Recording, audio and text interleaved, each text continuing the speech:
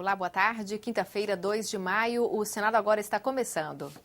Foi instalado nesta manhã um Comitê de Governança Corporativa e Gestão Estratégica do Senado Federal. O objetivo é garantir transparência às ações da Casa e conduzir o planejamento estratégico para os próximos anos. Após a instalação, foi realizada a primeira reunião de trabalho com o presidente Renan Calheiros. Na reunião, o presidente Renan Calheiros estabeleceu prioridades de trabalho. A primeira delas é a redução de despesas com passagens aéreas. Ele cobrou uma negociação com as empresas aéreas para a redução de tarifas. Renan também pediu ao comitê que busque parcerias com indústrias interessadas em oferecer ao Senado projetos para redução de gastos com energia elétrica, com soluções inteligentes de racionalização. O presidente Renan também pediu que o Comitê Governança viabilize a implantação de cadastro de pessoa jurídica, o CNPJ, para que os senadores recebam a verba indenizatória separada de suas contas pessoais. De acordo com ele, a medida vai contribuir para a transparência da Casa. O comitê é presidido pelo primeiro secretário da mesa, senador Flecha Ribeiro, e coordenado pela diretora-geral do Senado, Doris Peixoto. O documento de identidade vai mudar. Será substituído por um cartão com chip. Nele, um número único vai identificar cada brasileiro no chamado Registro de Identidade Civil, um sistema nacional que o governo pretende implantar até 2019. A primeira emissão do novo documento deverá ser gratuita. É o que determina o projeto de lei aprovado pelo Senado e que agora será analisado pela Câmara dos Deputados. A velha carteira verde plastificada, emitida pelas secretarias estaduais de segurança pública, está com os dias contados. Em seu lugar, virá um cartão com chip, o Registro de Identidade Civil, RIC, um avanço tecnológico que vai permitir criar um sistema de cadastro nacional dos brasileiros. Hoje cada unidade da federação ela é independente, soberana para emitir o seu documento de RG, entendeu? O que pode um cidadão brasileiro ter 27 carteiras de identidade legalmente falando. O que se pretende é um documento único do cidadão que vai trazer mais segurança para todas as suas relações comerciais, cartorárias, bancárias e tudo mais. Representantes de 10 ministérios, entre eles os da Justiça e da Fazenda, e de governos estaduais, trabalham para definir como será o novo documento que o Ministério da Justiça pretende implantar em todo o Brasil até 2019.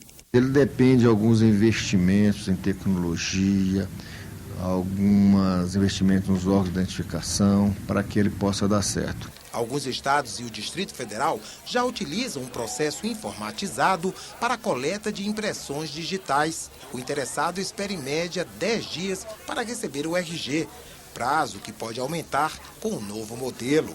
O registro de identidade civil será emitido para quem for tirar a identidade pela primeira vez ou precisar de uma segunda via.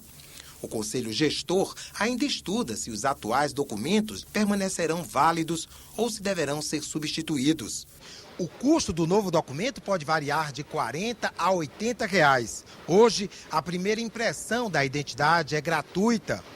Um projeto de lei aprovado pelo Senado e encaminhado para apreciação na Câmara assegura a gratuidade também para a primeira impressão do novo RG. Acho que deve ser um documento gratuito que o governo deve fornecer para a gente. Aí eu acho que a gente já paga tanta coisa nessa vida, acho que deveria ser isento. Nós vivemos num país que tem uma altíssima carga tributária e não tem mais sentido nós colocar mais um ônus nas costas da população. Então, nada mais que justo, nós estendemos a gratuidade que existe hoje para esse documento que ainda vai ser expedido.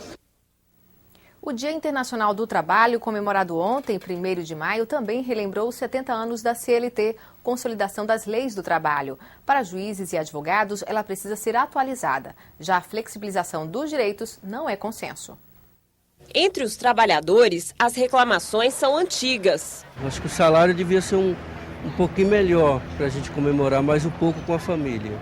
Mas este ano, os trabalhadores concordam que tem alguns motivos para comemorar. A taxa de desemprego é a menor em 10 anos. A formalização também cresceu e atinge 80% da população ativa. Além disso, os direitos trabalhistas reunidos na CLT fazem 70 anos. Eu acho que os direitos trabalhistas até que evoluíram muito.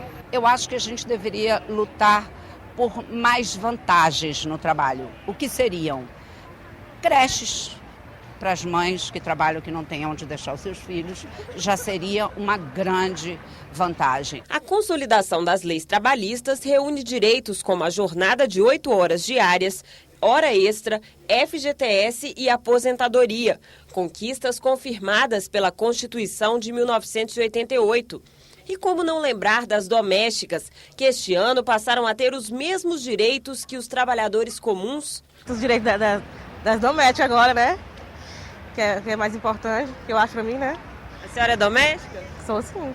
Mas o 1º de maio não é apenas de comemorações. A informalidade ainda atinge 20% da população ativa e muitos patrões não respeitam os direitos do trabalhador.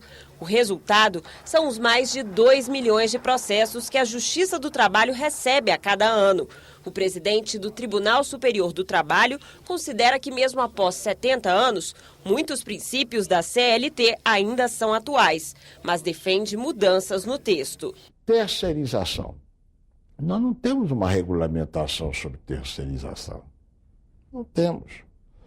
Hoje, o desenvolvimento de tecnologia de informação, a tecnologia de informação, a informática, vamos resumir a ideia, criou um novo mundo. As pessoas estão trabalhando. Eu tenho um sobrinho que trabalha aqui em Brasília, o empregado dele está lá em Belo Horizonte. Como é que isso é regulado?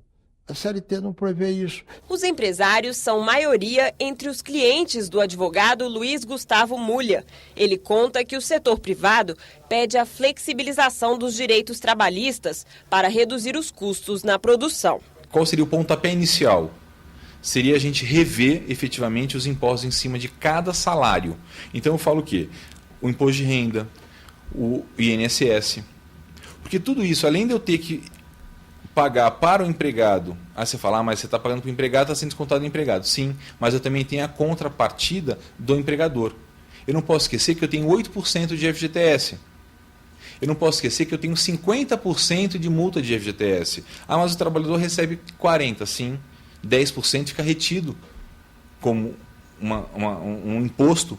Os custos de hoje podem se traduzir no desemprego amanhã. Portanto, nós temos que atuar amplamente sobre uma agenda para que tenhamos, evidentemente, perspectiva de ganhos salariais, mas sempre lembrando que os ganhos salariais só são sustentáveis se a eles corresponderem também ganhos de produtividade. A flexibilização não é consenso no judiciário nem no legislativo. Sempre que tem uma crise econômica, tem que flexibilizar para que não se perca emprego. Ora, por que quem ganha muito não reduz os seus custos? E porque sempre tem que ser penalizado os direitos e o emprego dos trabalhadores? Eu faço uma diferenciação básica.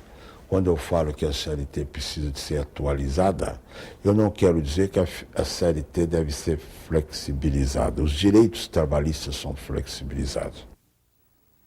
O Senado agora termina aqui. Para você, uma boa tarde. Até amanhã.